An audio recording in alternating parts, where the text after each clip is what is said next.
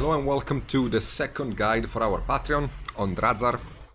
Today we're gonna be doing the face, so let's jump into it. As you can see, I'm recording all of this in the same day, so the palette is still full of colors from the previous video, and I'm gonna be using the same colors. So Chimera Violet, Chimera Phthalo Green, Ivory from Vallejo, and Black from Vallejo model color, both from model color. I'm gonna be adding these golden paint to the list. I'm using it mostly because I don't really have a strong green color I can use, and this one works because it's a glossy paint, so I can use it for the eyes. But literally, this doesn't matter. Like any green you have that is strong will do. I just don't have any other. Like I'm not using this paint for any specific mystical reason. It's just for that. So I'm gonna be using the same color as I said, and the reason is because I want to keep consistency across the paint job. So what I'm going to be doing is, first off, I'm going to be base coating the eyes, and I do want strong green light to come out of them. So we're going to do that. Let's base coat the eyes.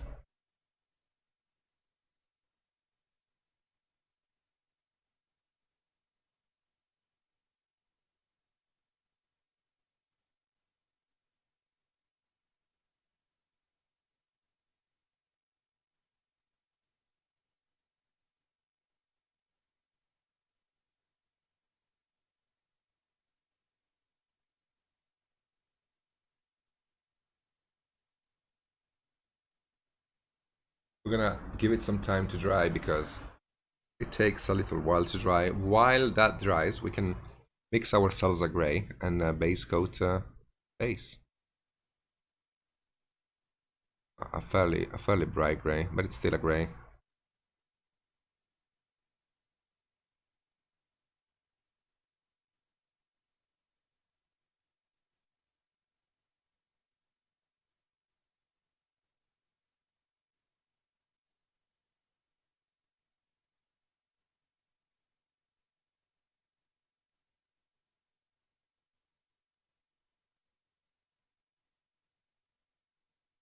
Trying to preserve the black of the primer in the recesses so I don't have to bother painting them.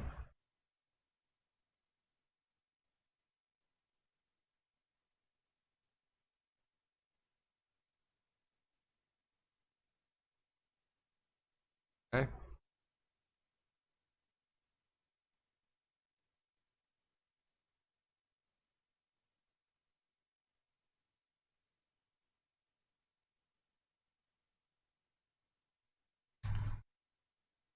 Okay, pretty good. You can probably understand from this coat why I love Vallejo Ivory and Vallejo Black so much. They cover so nicely and they are so smooth. They are some of my favorite paints.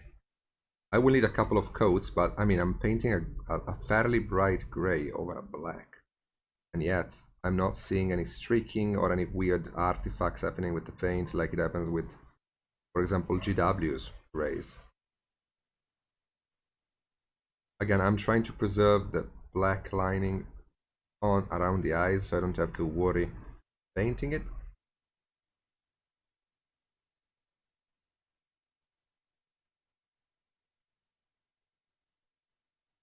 Okay, and since that is drying, we can go back to the lenses and work on them. This is an efficient way of painting when you do more things at a time, included in the same detail. You're not overstretching your work. You're still working on the face in this case, but you're moving from color to color, allowing everything else to dry so that you don't remove paint by mistake by touching drying colors or other audible stuff like that. As for the face itself, we can highlight it. We can keep it the gray there as a mid-tone, and we can put some more ivory into it and work on highlighting it.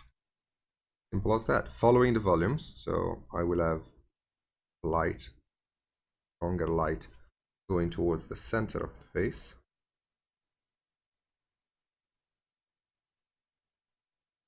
This is fairly easy to paint. It's not really a face, it's a mask, so all of the problems coming from having to deal with skin tones and all of those things don't apply to this. This is just a simple white mask.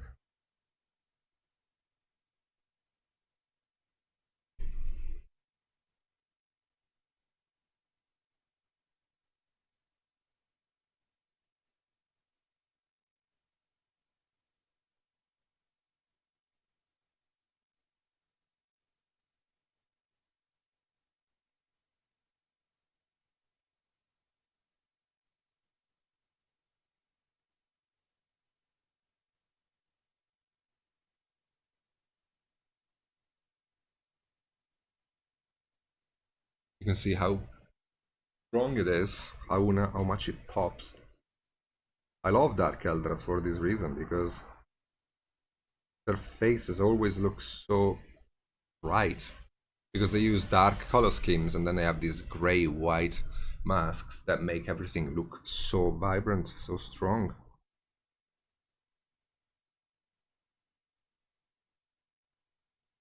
And you can see how easily I'm painting this, like it's taking zero effort, zero, because I gave myself a gray to work up from and not started white over black. And this face, even though it's a white mask, it's never gonna get to pure white. It's always gonna stay to this very bright gray kind of thing, but never getting to pure white. Because white is very much like yellow, it's only white in the strongest highlights. In this case, the edges.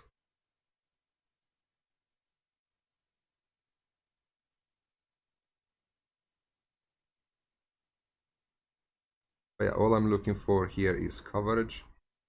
I'm not glazing or doing anything fancy, I'm just looking for coverage. And now that we have the two planes of light, we can push the shadows.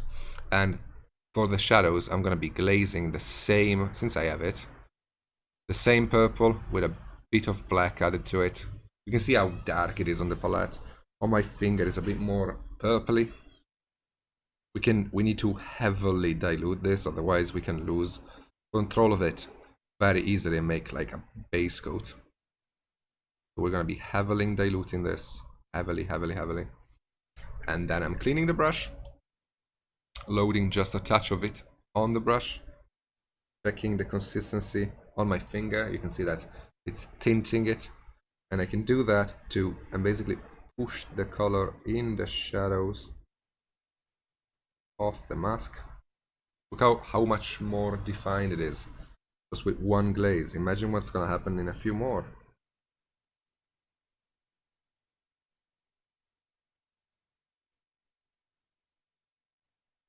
We can do the same on the side of the head.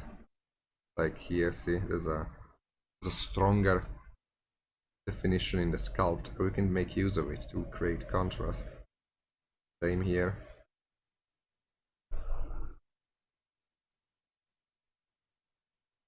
And then we can just keep going. I don't want to cover entirely the gray I had, otherwise we lose the sense of volume. But I do want this purple to be more prominent. I can add more black to this glaze, just make it like pretty much a black purple glaze, and this is gonna be our actual darkest shadow. We can push this in the most recesses of the face, create contrast. I am trying to understand if this is dry enough for me to glaze on top of it, because you have to be patient when glazing, because if you glaze on top of something that's drying, you ruin it, because paint comes off and you basically show the primer, and then good luck fixing it. So it's way better to be patient and wait a little bit. Some people will be using an air dryer for this kind of work. I don't really need it because the temperature, I am in Italy, so weather here is mostly sunny, and it's also incredibly dry, so stuff dries super quickly, sometimes too quickly.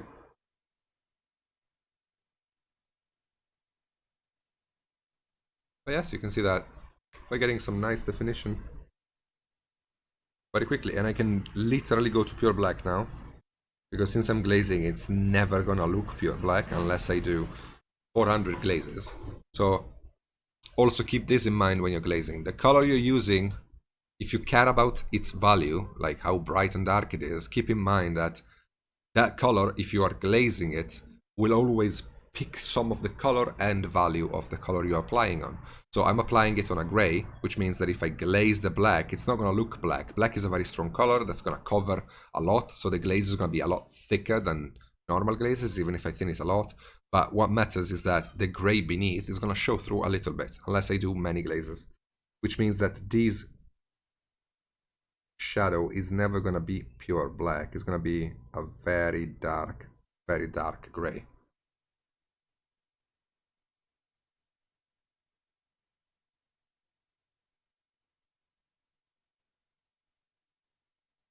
Again, I'm just pushing the pigment in the direction of what I want it to be strongest, and of course the direction is the shadow, so I'm pushing it towards the shadow, and that is it.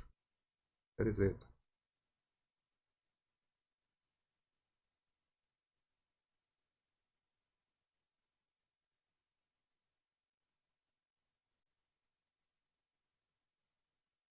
Okay, now we can go back to our gray because we,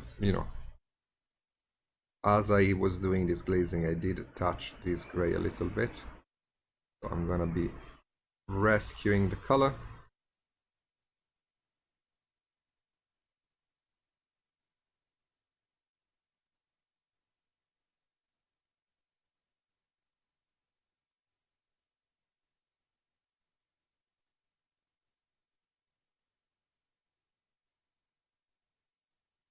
Okay, now we can add a lot more ivory, almost pure ivory, almost, and use this color to get a brighter highlight happening.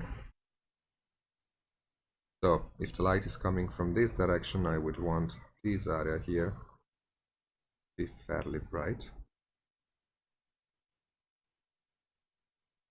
And be careful when you're working with pure ivory white colors because they will chalk up on you at the speed of light.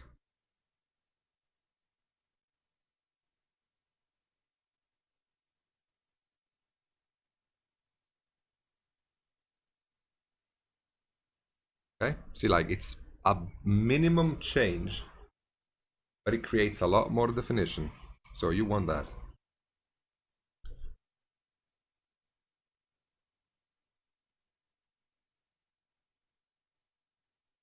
And here I'm going to be wet blending, so I can place the gray back here, and then with the almost ivory color I can just replace it, clean the brush, and then just gently tap in the overall area, and it's gonna blend. Okay, now we can add the same ivory to this green, make like a bright green, and we can slap it on the eyes. Sorry if you can't really see what I'm doing, but it is kind of difficult to.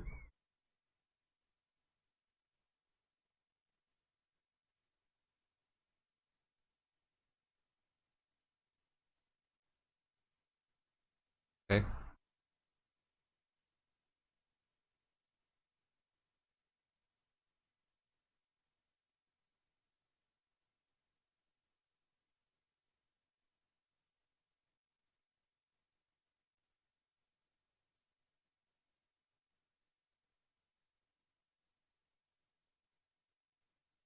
Okay.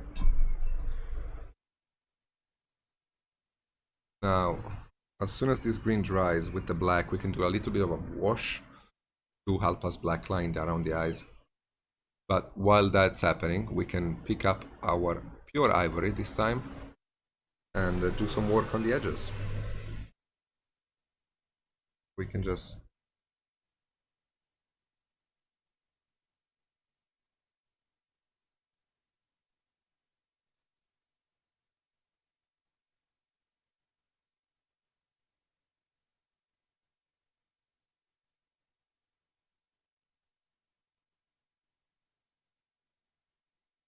I want this highlight to be stronger, so I'm using the pure ivory to make it stronger.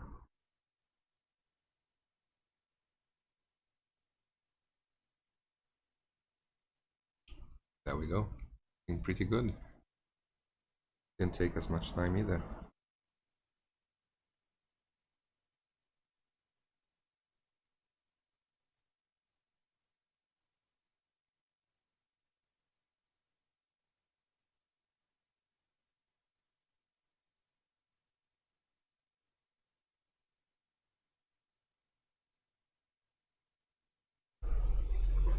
Okay. Good stuff. Again with the black this time. We can do a little bit of a more washy kind of thing.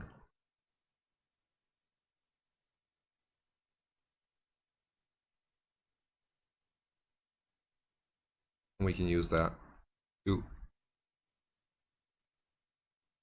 strengthen the little holes that there are on this mask, as well as pushing the shadows a touch more. And also, as we said, blackline the eyes. I need to... Okay.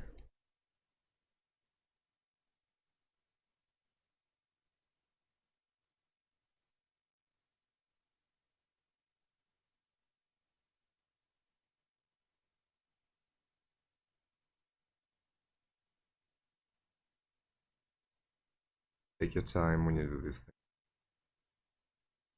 Nobody's running around you, waiting for you to be done. You are your worst enemy when doing these things. Just keep that in mind. You feel a sense of urgency that you don't really should feel. Because it's not there. It's just imagined. It's a perceived sense of urgency. It's never there. Just like, oh my god, I have to finish these eyes quickly. Why?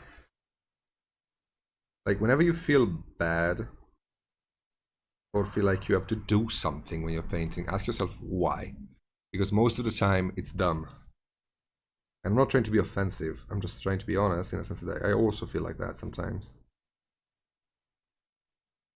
But now it's just a matter of defining these eyes in this mask in the proper way.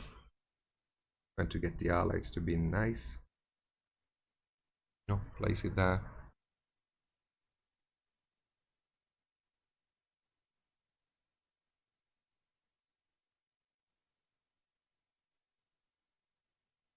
As for this shadow area here, I have gone a bit too far with the white while edge lighting, so I'm gonna rescue it. And as I rescue it, I can also create a bit of a gradient in the shadows, right? So I can have brighter shadows and darker shadows. And that is it. Okay, we're done with the face. Now, let's work on the ears, because this guy has ears. Like, he's ears. So we can paint them purple, you know? Keep the skin going. As that is drying, we can actually use the same purple to base coat the horns, because these are very watery purple. So I will need a few coats of this. So since I have it, and I don't really feel like getting new paint on the palette because I already have plenty of it, I can just use this one. Gonna be base coating with it.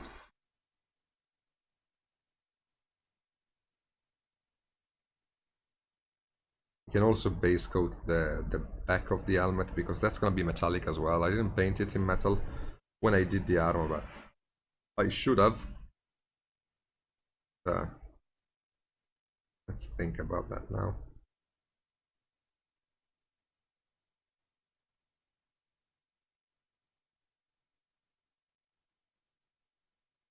Okay. So we have this hint of purple that is currently drying. So as that's happening, we can try to rescue the mask here, because I got some of the purple on it. I did not remove the purple though. I'm wet blending with it, because I might get like a nice gradient, a nice color happening here. In fact, I feel like I did. Like, it's nice to have a bit of purple also happening on the white. Okay. So while that is drying, we can. I will wait. You won't. Magic. Okay. So we're back. We can paint the armor very quickly. No need to go to reinvent the wheel here. We can just use some of this green. Lock it in here.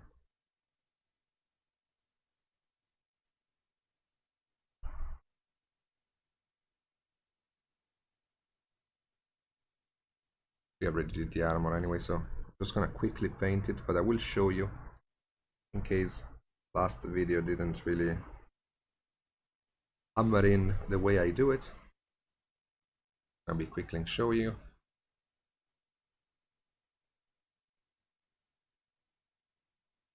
Blocking in the allies, keeping them small.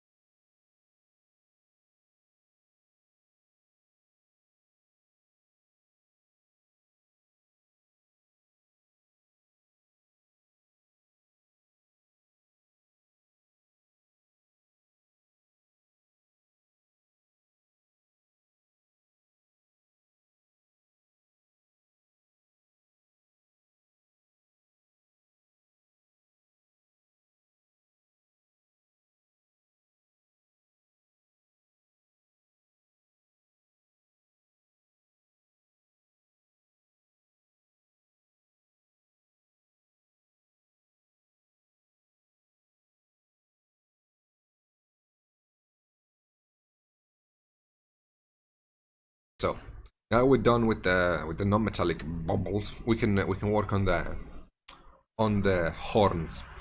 And since we want to start from a dark purple, as we have here, what we can do is add a gray to it. I want to keep, as I said, the color scheme fairly, monochromatic. No, really, sorry, not monochromatic, complementary, which means that I want all my colors to be coming from gray and green, except the gold, of course, which is going to be yellow, but that's going to be like an accent. So we can make it like a gray purple and use that color to catch in the lights in our horn. So all I'm doing is just simply following the volumes of these horns. So if the horn is curving in a way that I feel like light is hitting it, I'm gonna be putting this light on. I'm putting this light pretty much everywhere, but I'm gonna be wet blending a shadow in. We can have this dark purple, and we can just slap it in like this, see? And we can wet blend the two colors. It's so easy.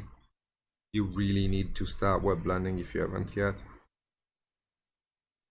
because it will save your life when it comes to time invested.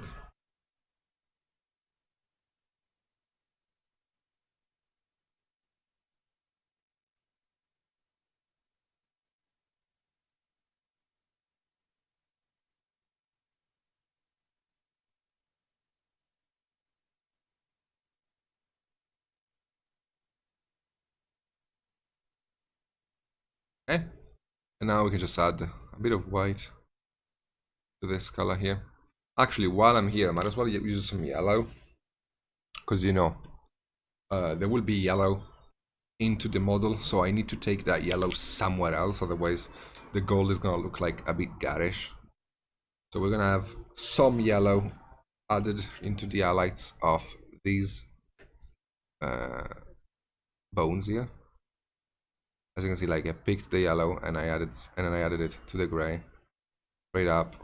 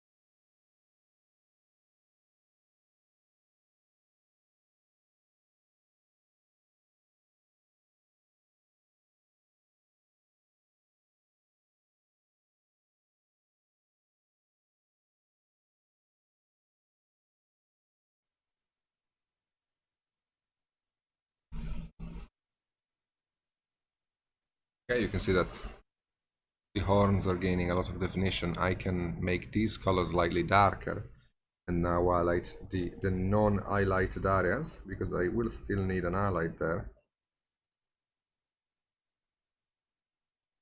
Not as strong as the one directly coming from the sky, but still one. Oops. Yes, there we go.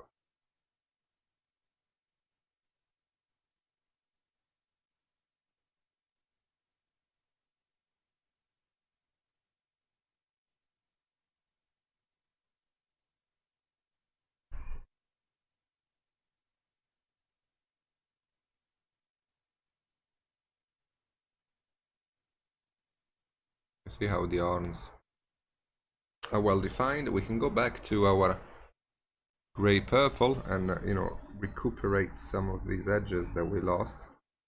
well, not really edges, more like the tones, because this bright color was used as an edge light. We can rescue those colors, as well as using the highlight color to modify the main highlight and making it darker in these areas here. So it's the same highlight, but it gets darker.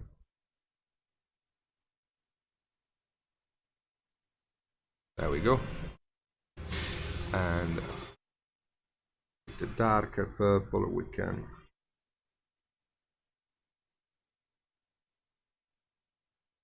these lights.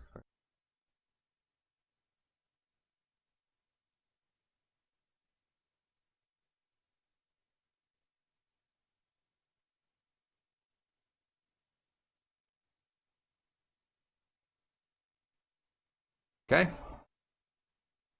I think the horns are fairly good as they are. We can keep the highlights on the back here, of course. We gotta do those as well.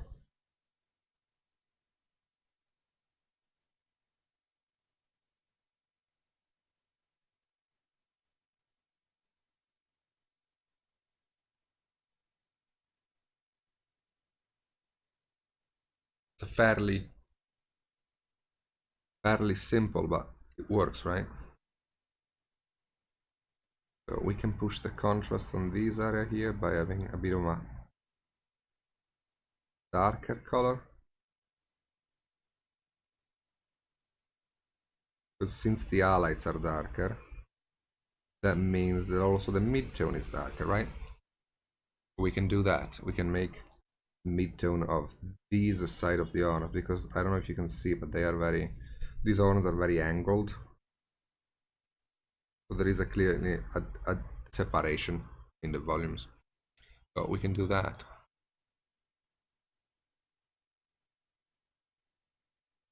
And these are things that you should look for when painting, because all of this is nothing else than an opportunity for contrast. Like having these angular shaped horns allows me to have like this nice brighter area and this darker area, and have like highlights and shadows work in that. And that's interesting. Like it makes the model look interesting.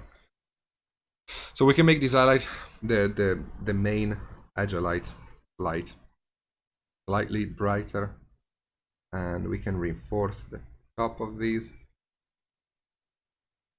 Not too much, but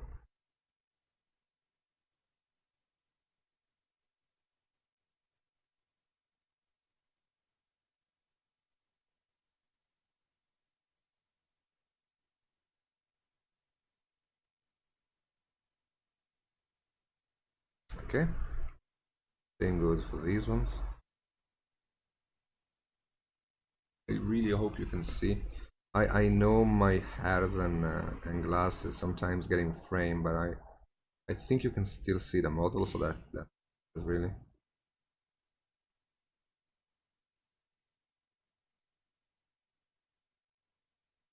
On one hand, I need you guys to see everything, and on the other, I actually have to see the model myself, so I can paint it.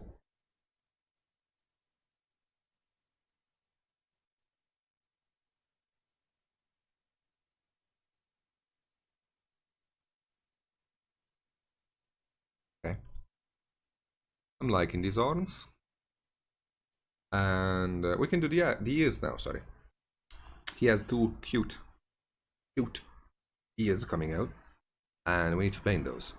So I don't want to use the same colors I use for the arm, but since I'm keeping it to a fairly simple color scheme, what we can do is really like a gray yellow.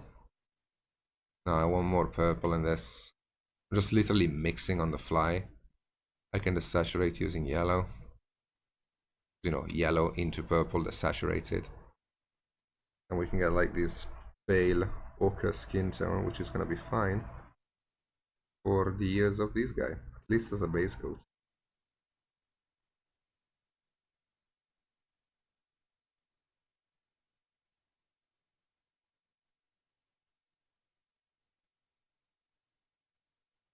By the way, I just remembered, I am sorry, I didn't tell you what yellow I'm using. I'm using Chimera's yellow, pure yellow. I think it's pure yellow. Wait, let me show it just to be sure. Cold yellow. That's the name. Cold yellow. I don't really see it as a cold yellow. I see it like a primary yellow, but maybe I'm stupid. I don't know.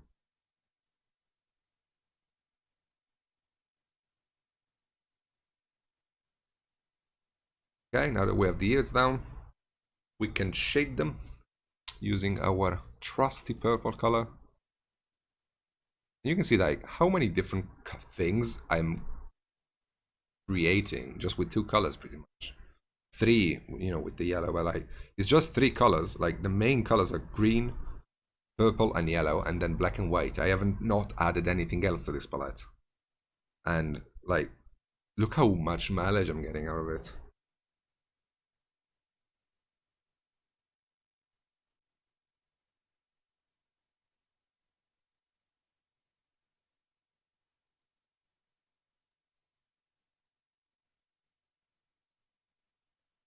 Okay, and then we can add the white to the highlight, to the skin tone color. We can gently glaze it in. Not really a glaze, it's a layer. But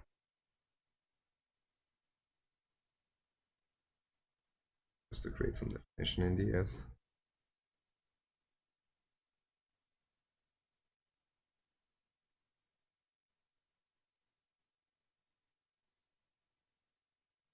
Okay. Don't really need to bring too much attention to these ears, but I can highlight again. I don't want them to be like super important, they're just ears, but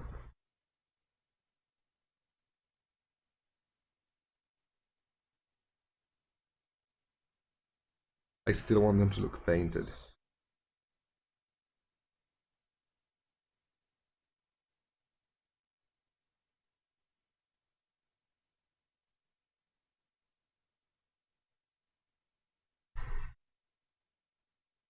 Okay, that's good.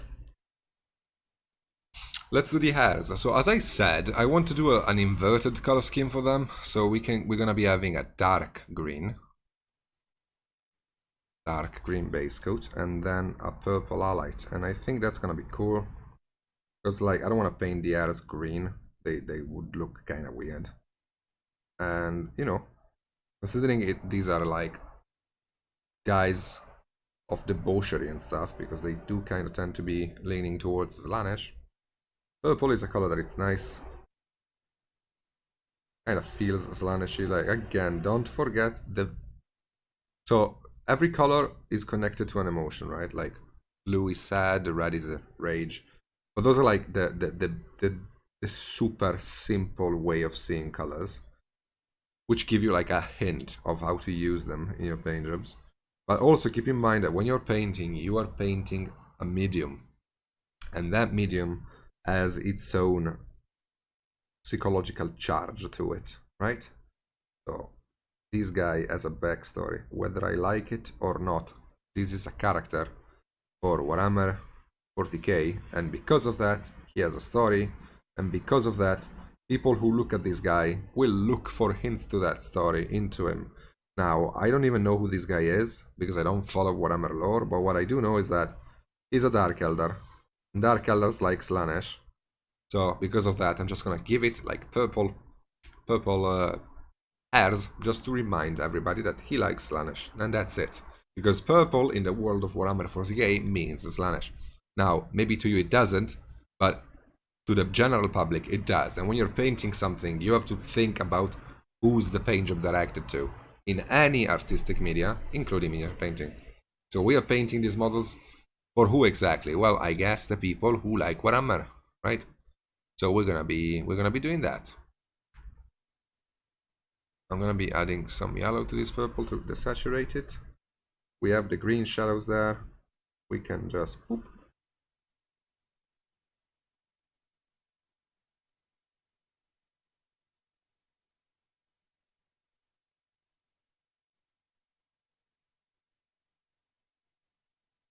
By the way, this doesn't mean you should always paint models like this, and this is the only color scheme allowed to you, or whatever. But like, when in doubt, when you're figuring out a color scheme and you have no idea what to do with it because you have no cool ideas, think back at what the model belongs to, like what world it belongs to, what colors mean in that world, and you can tell a story through them too.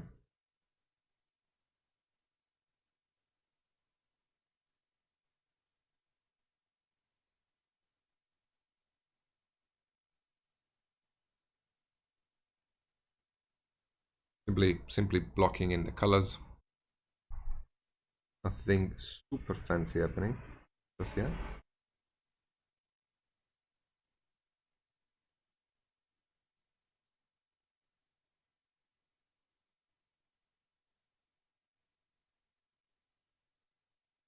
By the way, for all I know, by lore, this guy has red hairs, and I'm making a mistake. This says how little I know about the lore, but like, considering, don't take what I say about like a law. Just take it as a opportunity for inspiration. Next time you need a color scheme.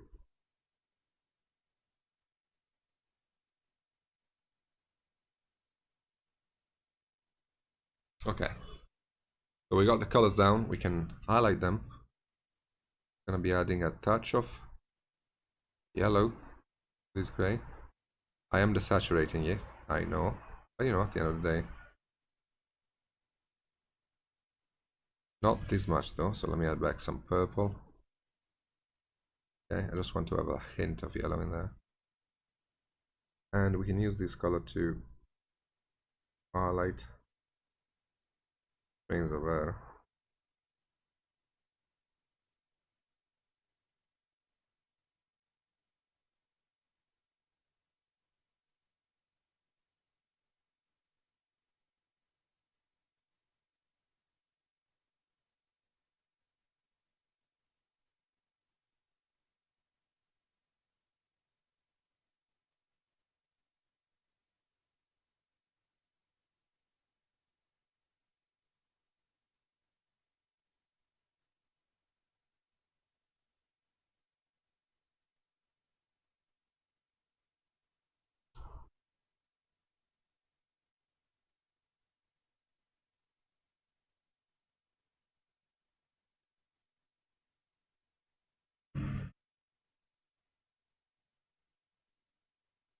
Hairs are very reflective, so you kind of want to push the highlights a bit on them.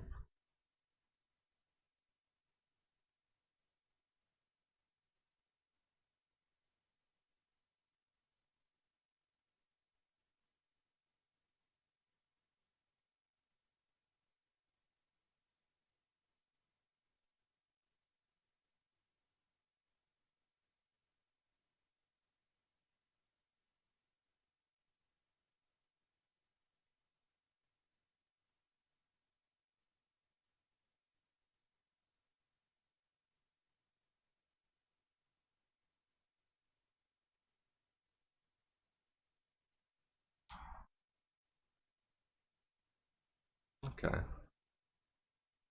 Now what we can do to bring everything together without spending too much time working on it is give it a wash. And there is nothing wrong with giving washes as long as you know why you're doing it.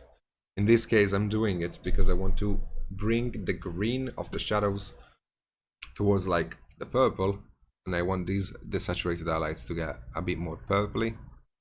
So the best option, rather than glazing every single strain, is just to, you know, slap this color down and let it do its work, because it's gonna be making the highlights slightly more saturated and more purple. It's not gonna change the mid-tone too much, and it is gonna change the shadows not very much. But it's gonna be creating like a sense of cohesion between all the colors. And this is what, like, this is a wash, but it's not a wash in a GW sense of way. It's like an intelligent one, not just randomly creating colors. And you can see that now it fits a lot better with itself. So we have that there, and that's good. Is there anything else on this ad that I want to paint? Because there are some gemstones, but I'm gonna be doing them all at the same time, I think. It's the best option. Well, the hat here could use some highlighting on the back here. Just a suggestion at least.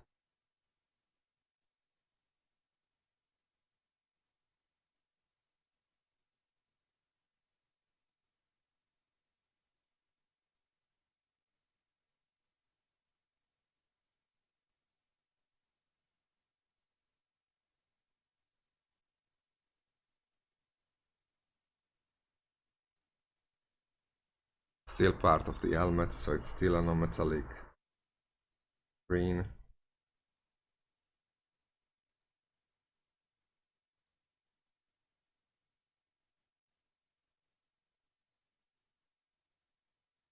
Okay. Do have it there.